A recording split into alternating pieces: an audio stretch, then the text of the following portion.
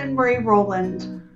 As the harvest season continues and the wheel begins its slow turn towards autumn, it is often a time for family gatherings. For many people, this is a time to reflect more deeply on where they come from and who their ancestors were. In my own family, I've worked with ancestral healing with several of my ancestors who were not really known to us. One, my great-great-grandfather, lived on a tract of land here in the Poconos. My father located the place where he supposedly lived, and we went there to honor him, connecting with his legacy of loving this land. Another, my ninth great-grandmother, was hanged as a witch in 1653 in the Connecticut colony. We do not even know her first name. She is known only as Goody Nap. I yearn to heal our line from this traumatic legacy. When you want to work with healing your ancestors, for some people that path is clear. There are photographs labeled in albums, stories repeated across generations, family cemeteries, recipes with names attached to them, records that stretch backwards through time. But for many others like me, there are gaps.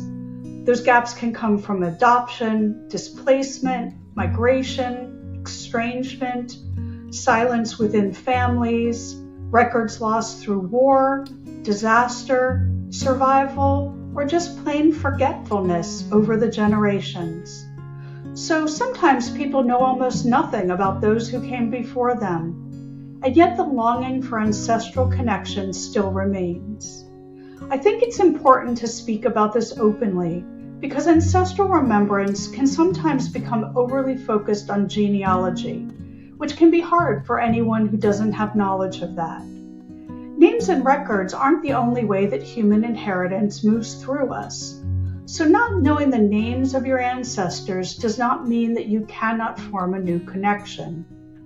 We also inherit patterns, temperaments, skills, fears, dreams, ways of surviving, ways of loving. Sometimes people carry remarkable similarities to ancestors they've never known by name. They might be recognized in a gesture that an elder recognizes in you, a craft or talent that comes naturally to us, a love of forests or oceans or gardens, a way of interacting with the world. Human beings carry memory in many forms. In the Celtic tradition, ancestry was deeply tied to kinship and to the continuity of the land. But there was also recognition that the dead were made part of a larger community beyond immediate family lines, and that story, myth, and place all could carry ancestral meaning. And I think this leaves room for a broader understanding of ancestry as well. Some people feel deeply connected to the land their families came from, even when records are incomplete. Some find connection through old stories and songs, seasonal customs or inherited crafts, and others through shared human experience.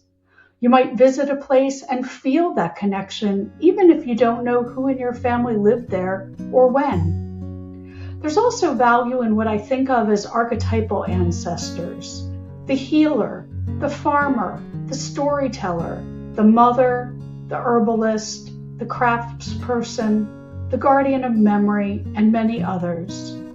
These figures appear again and again across cultures because human survival depended upon them. And sometimes when personal names are missing, these larger ancestral patterns can still help people feel rooted in their own story. I think this matters for people who feel they don't know their roots. You can connect with those roots in these other ways.